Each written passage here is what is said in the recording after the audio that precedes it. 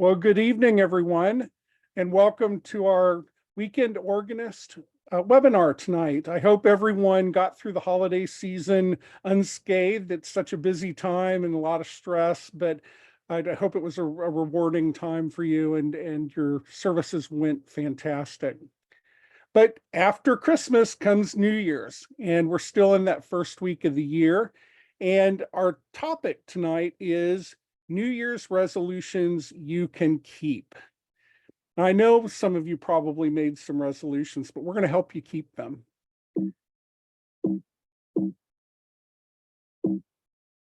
And not advancing.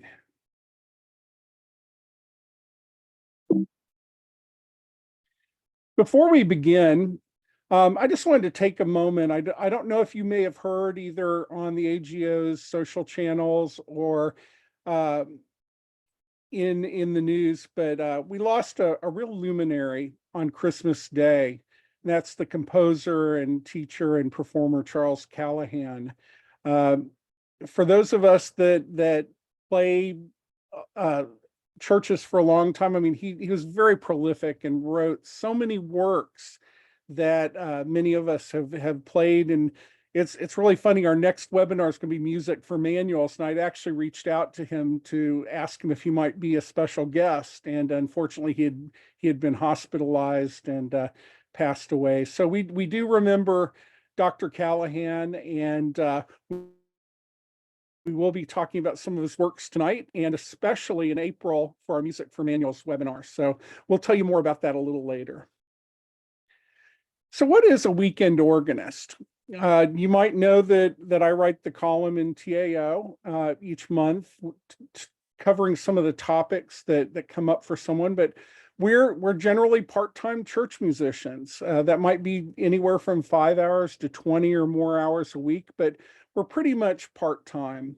Most of us are paid, either hourly or salaried, but we know that there are a lot of weekend organists who are also volunteers, and that's great, but that doesn't mean that you're any less professional in how you carry out your duties at the church. Many of us are self-taught or professionally trained. We run the gamut, and chances are most of us have a day job. And my day job is serving as the marketing and communications specialist for the AGO by day and as a marketing consultant. And by the weekend, I get to put on my organ shoes and do something I love equally as well. And as weekend organists, we typically have to do more with less because we've got a day job. Many of us have families and other commitments. So practice time sometimes is hard to find. Many times we play in smaller churches. Maybe our instruments are limited. We have to really think about how to use them to their best advantage.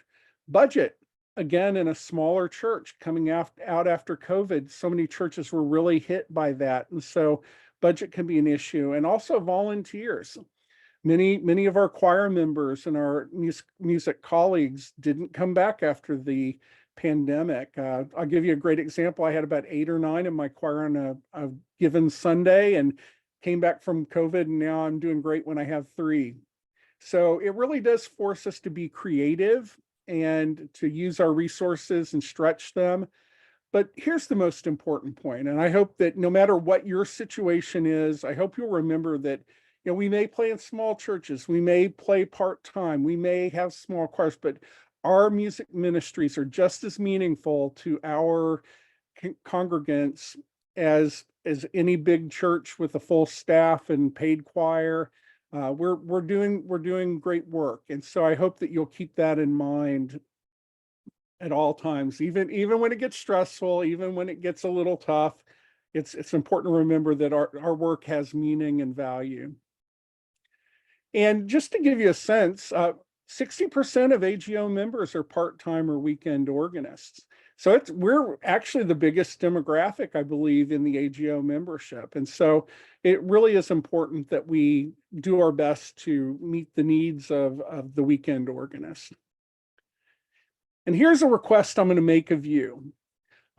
We'd like to know more about you and what you do at your church, how many hours you work a week, what resources would be helpful for you, what future programming would be beneficial.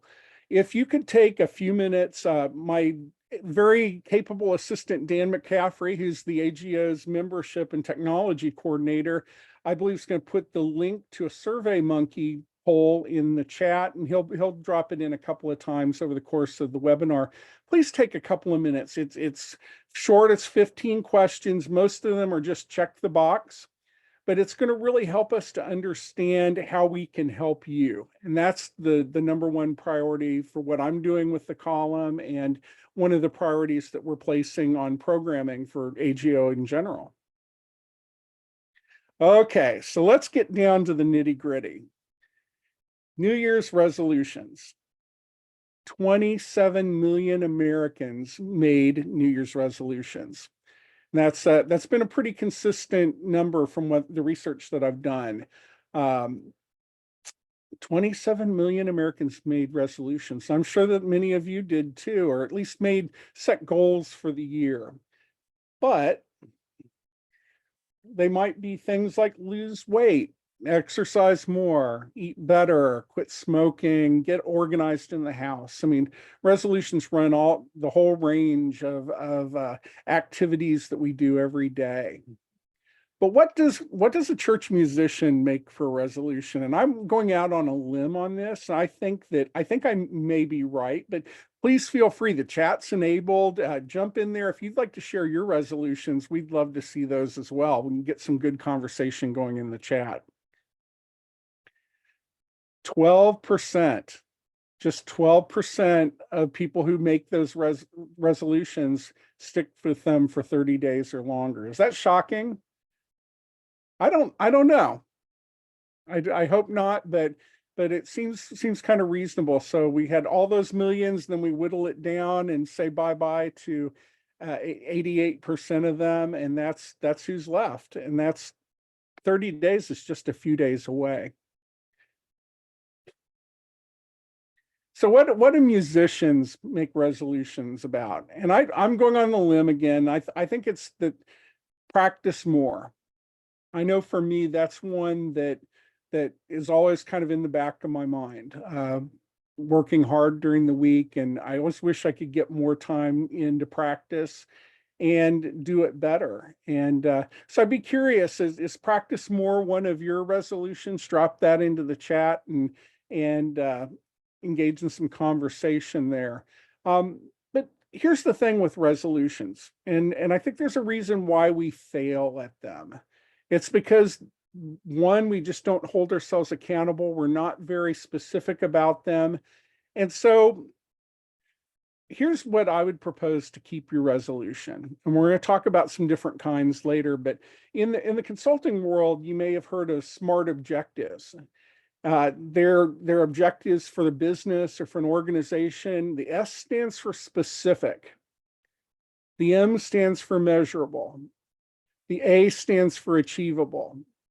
The R stands for relevant, and the T stands for time bound. And so if you think about that, practice more, there's a whole lot missing from that, isn't there? I mean, we're not really specific. We're not really measurable.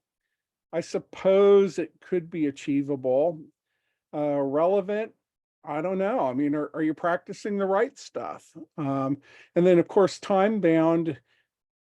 What's the time frame on that? Well, I'm going to practice more starting in October to get ready for Christmas. So as you can see, it doesn't always quite work for a New Year's resolution, but by taking these concepts, these key thoughts, and applying them to your resolutions, you can actually make them happen.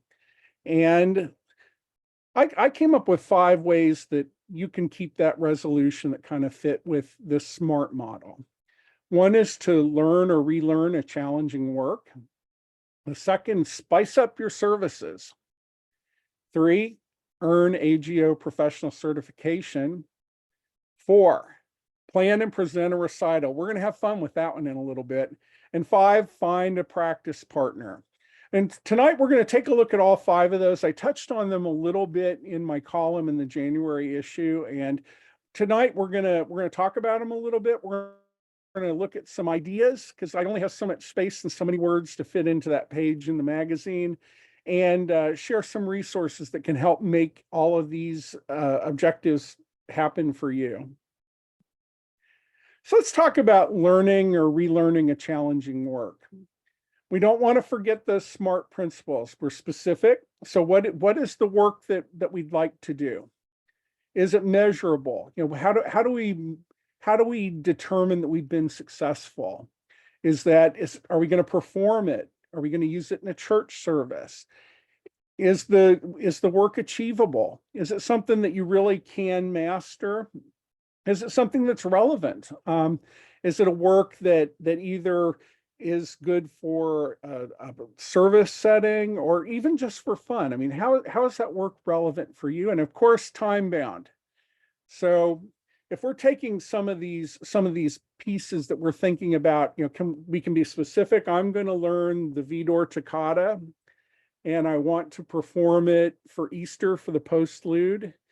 And basically, I've hit this because I've been specific. I've named that work that I'd like to relearn. I've played the Vidor Toccata since 1994, so I can do it. It's measurable because there's a performance. It's achievable. It's something that I have the technical ability for. It's relevant because it's for an Easter service, you know, which is a joyous setting, and I've set a time bound for it. And I would say with this, it's okay to relearn a favorite work too, because you know sometimes we need to build our confidence. And I think that knowing that you've mastered something in the past 20 years, 30 years, 10 years ago gives you the confidence to know, hey, I can get that back into my repertoire and pull it off and be successful. So this is a very basic one. I think this is one that all of us could do. Maybe if you've got some ideas of how you might apply this using those SMART principles, drop those into the chat. I'm not seeing a whole lot of chatting, but I'm going to trust you. I can't see the chat in presentation mode right now, but Dan is watching it, and if there are any questions that come up, he'll be sure to share those as well in the course of the webinar. And here's a great resource to help you make this happen. If you're a member of the AGO Organ Forum, which is our closed group on Facebook, you're probably going to recognize Vidas Pinkavicius because he's the #1 contributor to the group. He's an organ professor, composer, performer in Lithuania, and has found a home in our group, and it just contributes so much. But one of the things I really love is that he has a website and a blog called The Secrets of Organ Playing.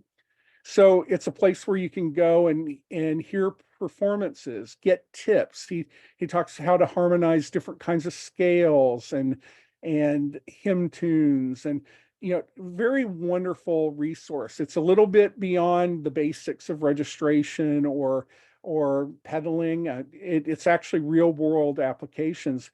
And the other piece that he has that I really love, because I gotta be honest, fingering is not my thing. It's really my weak point. And he's taken so many pieces and actually fingered and written down the pedaling for them. This is the Prelude and Fugue in C major by Bach that I bought. I bought a Brahms Chorale Prelude as well for a project I'm working on that I'll talk to you about in a few minutes. But as you can see, he's worked out all the hard stuff, and think about how much time you can save when you have the fingerings there right in front of you. So I hope you'll consider maybe this is the resolution for you in 2024. It's certainly achievable. Let's talk about the second suggestion. Spice up your services. Maybe working a major work, getting that into shape is maybe not feasible this year, but here's one that might be. And that's just find ways to incorporate new hymn introductions, reharmonizations, variations into your services on a regular basis. And we can do that SMART goal applied to that just as easily. You know, rethink your registrations. You know, maybe it's easy to kind of use the same ones week after week. And so make it a challenge this year to change it up a little bit. Vary your service music settings and incorporate other instruments, piano, organ and piano, or maybe hop to the piano from time to time during the service to add some variety if the setting is right and it's a possibility. And here's one that really changed my life. Record your rehearsals or watch your services if you stream them. Or maybe if you have a friend who's pretty capable on the organ, have them come over and play and just go to the back of the sanctuary and listen to the instrument. It really was eye-opening. I had the first opportunity to do that at my church in many, many years, just recently. And it just really changed the way I think about how I use the instrument in the services, just to be able to sit there and hear it. And so often the console may be right under, kind of even a little bit below the pipes, or it's off to the side, or maybe it's in a corner. And so you really don't get the real sense of how the instrument sounds in your sanctuary. And so this is one of those things that you can make smart resolutions. Make that resolution to maybe do some variations on a hymn, one hymn each Sunday for the year. That's pretty doable. Or maybe it's work with a soloist once a month or once a quarter. But use those smart principles, and it's a great way to improve your playing, give your practicing some focus, and also really benefit the members of your congregation and their worship experience as well. And I'd love to share some of my favorite resources with you. If you were on the last webinar, a couple of these may look familiar, but these are ones that I've just really fallen in love with. And the first is Charles Callahan's Art of Hymn Playing. There are 2 volumes that cover so many hymn tunes. Many of his arrangements don't have pedal, which is a nice change too, because we're so used to always using the pedal. Or if pedaling's still a skill you're working on, it's a great way to spice up your service without running that risk of getting hung up with the pedaling. John Benke, another one, Hymns Complete. What I love about this has a variation for every single verse of the hymn. So in the 2 volumes, there's about 20 different tunes, and he takes you through, and some of those Lutheran tunes that have like 10 and 11 verses, he's got a different arrangement for every single one of them. They're really fun. They work on small instruments as well as large instruments. Just really, really quality music. The other one's a book I've had forever. I think maybe since the late 80s when I was in college. This is the Crystal Cathedral Golden Collection from Fred Bach Music. And this is really all those wonderful arrangements that Fred Swan used to improvise, and Mark Thallander. And I think I may have misspelled Mark's last name. So if you're watching, Mark, I apologize. I caught it a little too late. But again, a really, really fun book. They're a little bit of work, and generally they sound a little bit bigger on a larger instrument. Most of the arrangements, call for trumpets and reeds and some strong pedal stops. So just something to keep in mind as a way to hit some of those festival hymns. Another favorite composer who I'm really obsessed with is Marianne Kim. And like John Benke's collection, this is a digital collection of 18 hymns where, again, she's created a version for every verse of the hymn. So it might have the first verse in the standard form, then she jazzes it up a little bit for the second verse, and then here comes a modulation, and it really gets interesting for that final verse as you whip it all out. Really, really great stuff. I used for Christmas all of her Christmas arrangements. I have no deal with Marianne or any of the composers, but these are ones that I just really love and recommend highly. Some more that I've run across. I'm not RLDS or Mormon, and really don't know a whole lot about the music tradition within that faith. We know that it's a community that we really want to reach out to, because there are a lot of volunteer and part-time organists in the various RLDS stakes. And I ran across this book by Brent Jorgensen that's very similar to the others. It's got those variations and some modulations and some nice introductions, and they're all for RLDS tunes. So if you do play in the Mormon church, could be a great resource for you.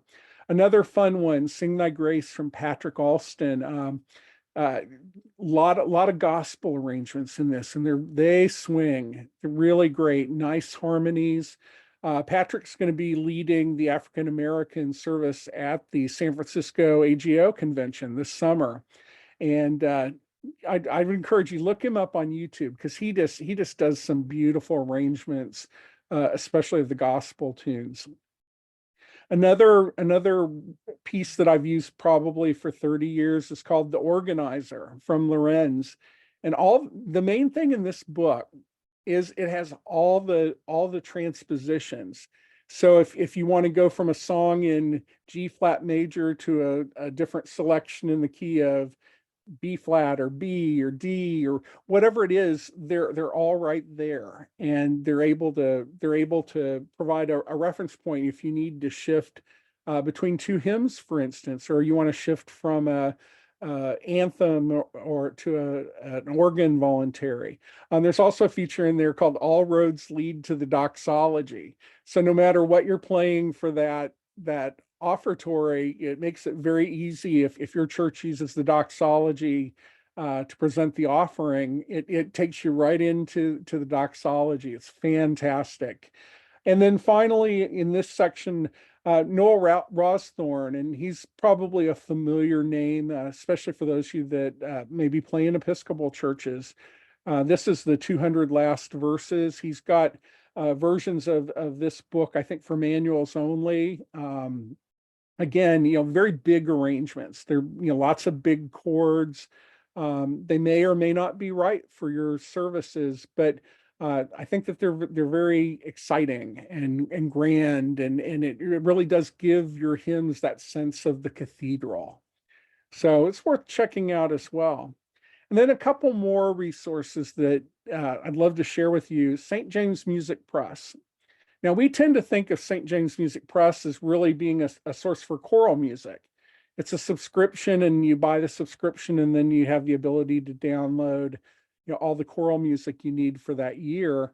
But there are a lot of organ works on there too, and some worship aids there. So check that out, and I'm sure they'd be happy to sign you up.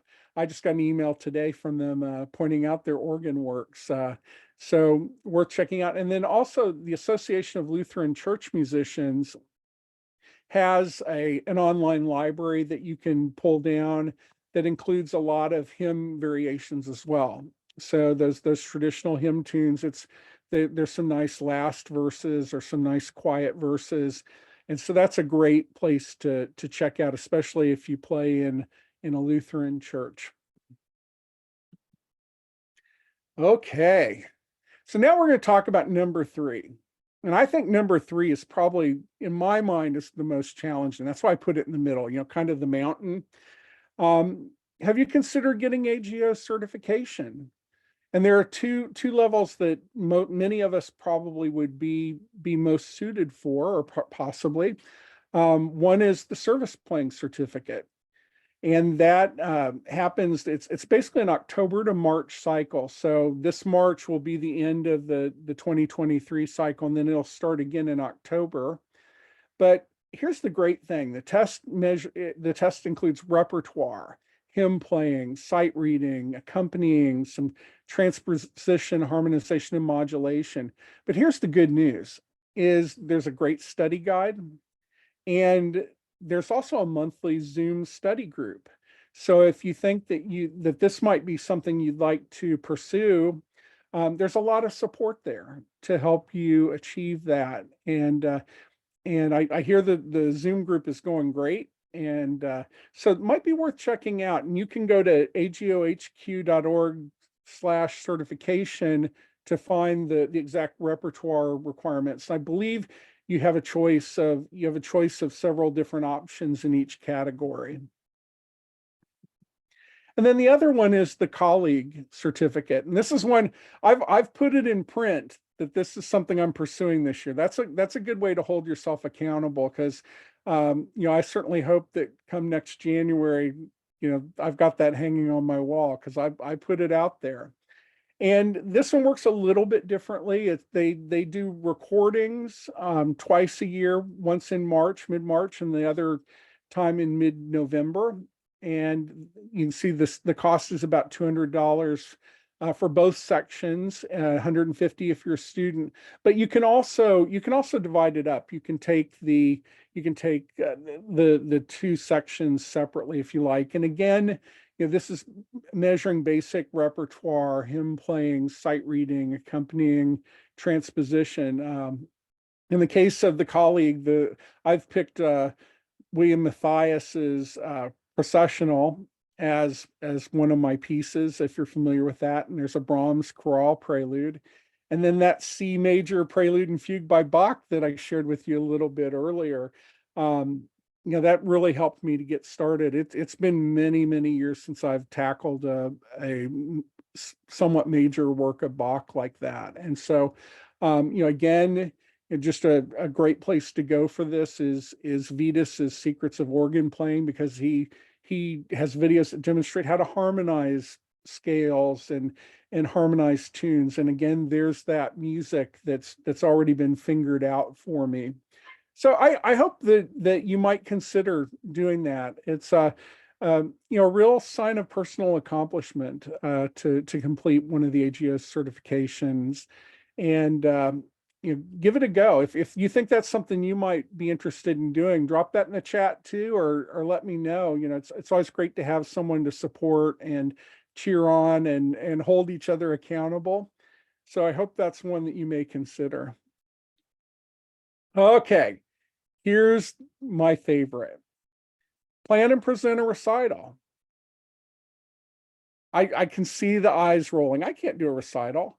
Well, I got news for you. You don't have to have Widor and Vierne symphonies in your repertoire. You don't have to have big works.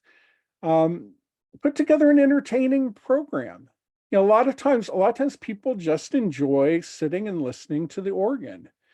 And yes, you can tell with your ear if something's really super complicated, but most people aren't attuned to that. They're looking for something that's going to be entertaining, something that's going to show off the instrument. And there are plenty of opportunities for you to do this, and in very subtle ways as well. It doesn't have to be, I'm giving a recital on Sunday at 2 p.m. please come. Work it into a community event. Does your community have an art walk? Well, maybe ask the organizers to include your church on the itinerary for the art walk, and be playing and invite people to have a seat and enjoy. My church has a monthly bazaar, and apparently some of the folks have gotten used to me showing up and practicing on Saturday mornings, and so it becomes a little bit of a recital for people that really came out to look through the knickknacks and all the stuff in the parking lot. But at some point they go inside for refreshments and the bathrooms, and they discover the organ. And the same thing goes for festivals. Does your community have a Daisy festival, or I don't know. I mean, every city kind of has that festival. If your church is kind of along in the area, why not open up at that time and play for that and offer that as entertainment? It's funny because people are not as churched as they used to be. And so there's a lot of curiosity there. And I think we have to give them an excuse to get curious about the organ. They may just be surprised. And that's where the next suggestion really comes into play. Pick music you can't normally play on Sunday. That's a great incentive for your folks, your fans in the congregation that love your preludes and your offertories and your postludes every week. Pick some things that you can't work into that service. Maybe longer works. Play that whole partita that runs 10 minutes and showcases your organ, but there's no way to work it into that service. Folk tune arrangements and popular music, lots of great ideas there. Things that are different. Get a little jazzy or a little show tune. Holidays and special occasions, another great opportunity. We tend to go two ways, I think, in terms of sort of holidays in the church. And Fourth of July is kind of one of those ones that's, some churches are very much, separation of church and state, so to speak.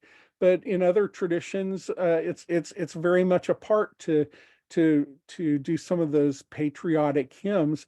But if whether you can do that on Sunday near Fourth of July or Memorial Day or Labor Day or Veterans Day, it's a great excuse to put together a program. And maybe you include some of those hymns that people love to sing: America the Beautiful, God of Our Fathers, America, My Country, 'Tis of Thee, and then fit in some patriotic themed organ voluntaries in the course of the program as well. Great way to explore some new music that you wouldn't normally play and get it polished. And again, take advantage of the hymn festival format. Again, people love to sing. I just don't believe we got to make them sing. But I think people like to sing, especially when they're those familiar tunes. So think about ways to work that in. Make it fun. Bring in guest soloists. Do sing-alongs. But in all of this, I mean, it really is something that you can do with our SMART objectives. Here are some of the themes that I sat down and thought up. Our holidays, Mother's Day, patriotic, Halloween. Does your chapter do a Halloween concert every year? If they're not doing one, then do one at your church. At my church, I did it for several years, and it was about 20 minutes long. And that's a great length for the little kids. Invite them to come in their costumes and maybe do the funeral march of the marionette and have them do a parade through the sanctuary. I mean, lots of creative ideas, and the music's not that hard, but it's all about the experience. And of course, Christmas, sacred and secular. I've discovered over the years that the White Christmas, Irving Berlin's monumental Christmas anthem, sounds great on a pipe organ. And of course, when it was composed, it was played on a pipe organ a lot. Just a great fun way to introduce music into the organ. Hail Britannia. Do a program of English folk tunes. There are a lot of great hymns in there, lots of great arrangements. Maybe Broadway or movie themes. You can take there's some sort of simplified organ versions of many of those, or work with a piano arrangement and turn it into an organ piece. Do a program hooked on classics and pull out all of your favorite tunes: the Swan, Sanson, and Ave Maria, and all of those favorite ones. And then another idea, if you want to stay with a religious theme, do a hymn festival for the entire liturgical year. Start with Advent and work your way through Christmas and Epiphany and Pentecost and Easter and Pentecost, and pull out arrangements of all those favorite hymns that folks love to sing over and over and over.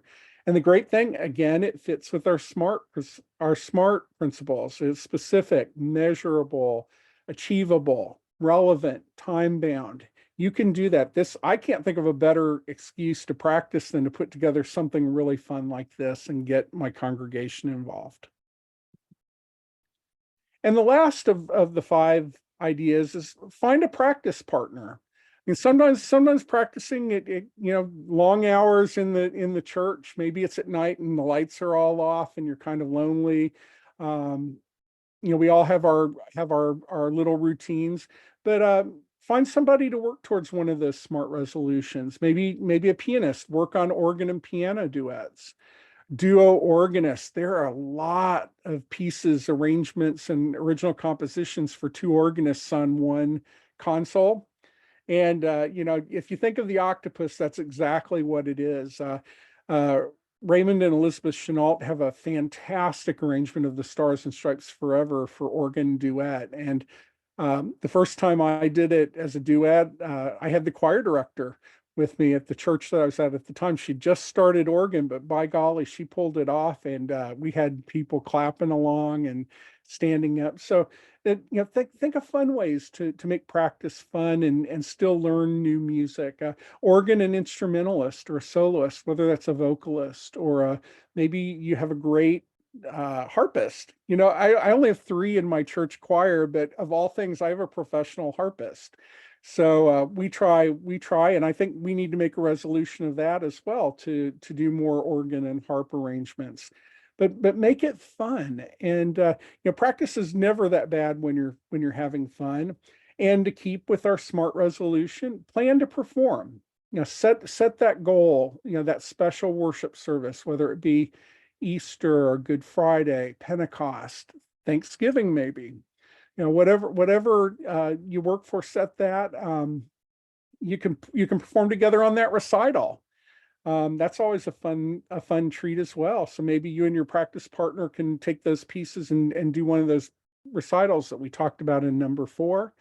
And then, of course, the last one at a community event. I mean, maybe there's an opportunity in your community to perform, or you can take advantage of some of those events that are happening right around you, those art walks, to perform. And here's a great resource that I think applies across the board as well. And it's also a great AGO member benefit. As an AGO member, you can get a $35 discounted annual membership to the Church Music Institute. And the Church Music Institute has a huge collection of choral music and organ music. And it's an actual library. I mean, they have actual archives, but they're in the process of digitizing the works. And so you're able to go into their website, and this shows some of the sample fields that you can use to look up pieces, from tune name, title, composer, editor, difficulty, whether it has instruments, manuals only. That's going to be a good one for our next webinar in April. And here's the one that I love. If you've ever gone and looked for a piece on IMSLP, sometimes that can be a rabbit hole, just trying to get in there and sort of find that certain work by Max Reger and or whoever, Chopin, and he didn't really do organ music, but where there's so many works that are now in the public domain, and the CMI database, the search allows you to search those pieces that are in the collection and are also available in IMSLP. And I'll just throw out one piece with this. If you find the work that you're looking for there, you can look at it. If it's been scanned and digitized, you can look at it there.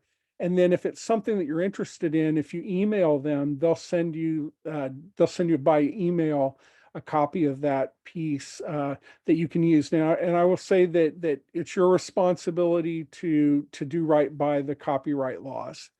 So especially with the choral works, you can't just sort of request a copy and then go make 20 copies of it. But it's a great way to look at the pieces, especially some of those things that maybe are out of print and no longer on the publisher's sites. So it's a great resource, and as an AGO member, again, you save a little chunk of change on your membership, and so I hope you'll check it out as well.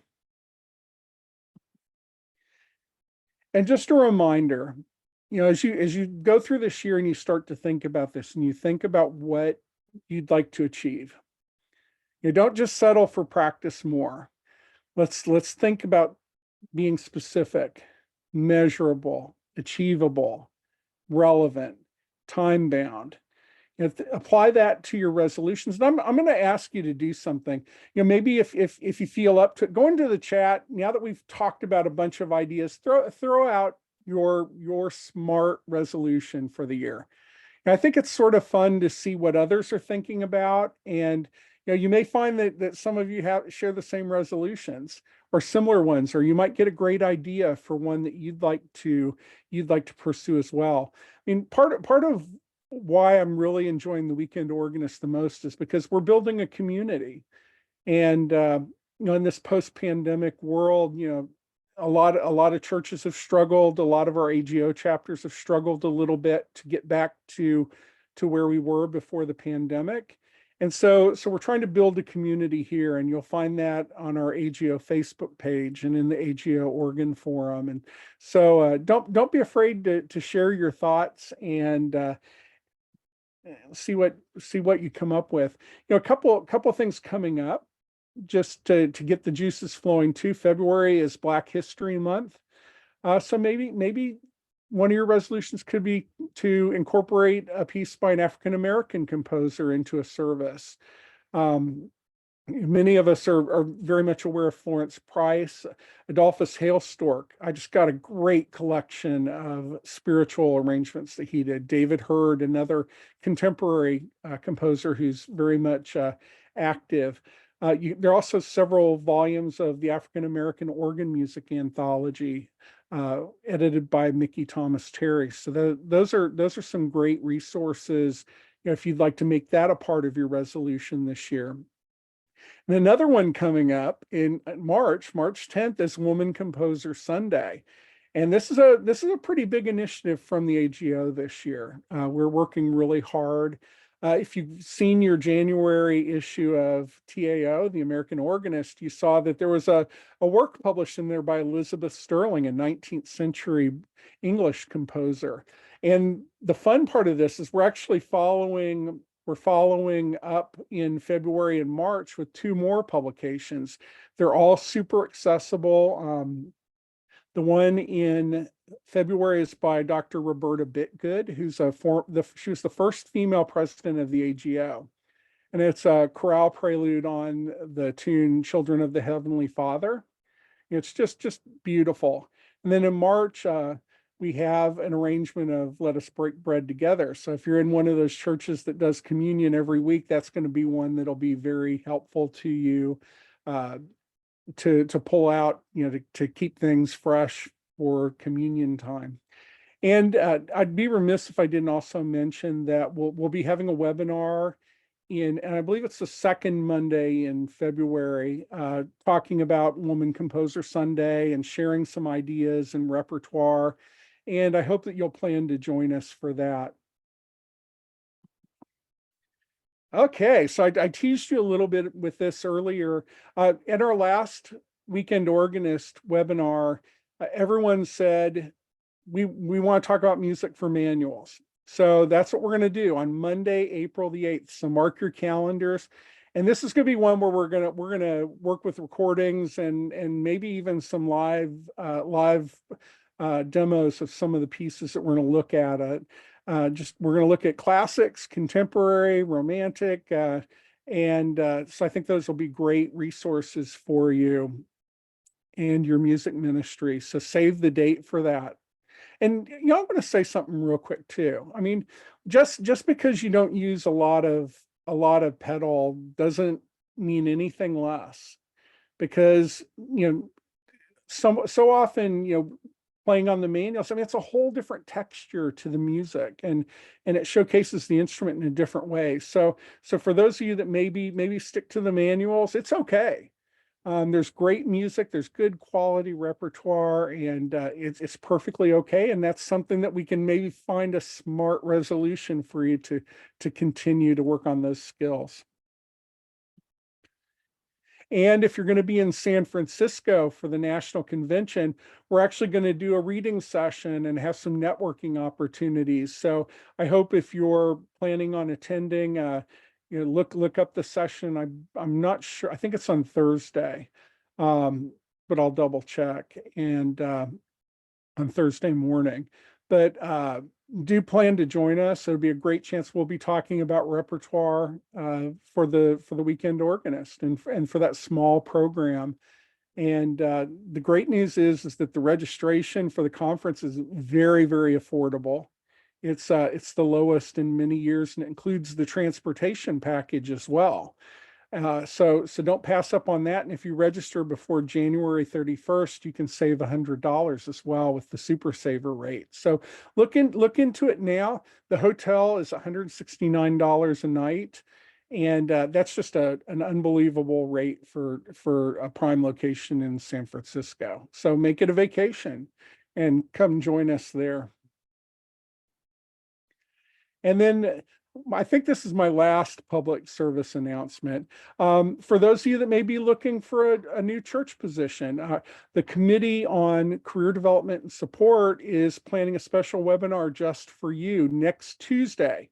Note that's Tuesday, not a Monday. Typically we're on Mondays, but this is next Tuesday. You got the interview, now what?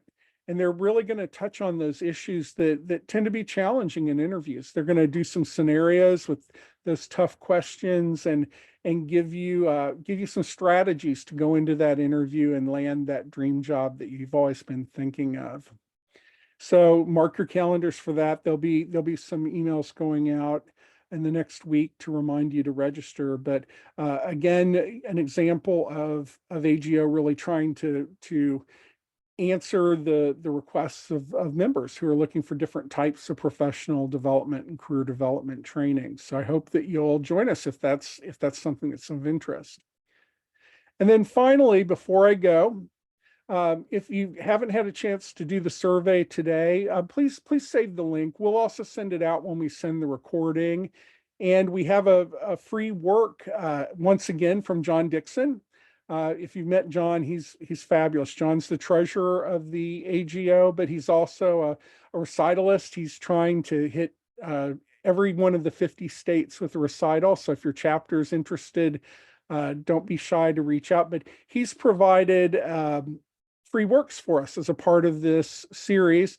And I thought the perfect one, he did a postlude on America the Beautiful. And I thought that's the perfect one for today because we were talking about patriotic recitals. So we'll send that out along with the link to the recording and also the link to take that survey. Please do, though, take a moment to fill that out if you can. It'll help us to determine what topics are important to you in terms of our webinars and the column and the other ways. And it'll also give us more information. For 60% of the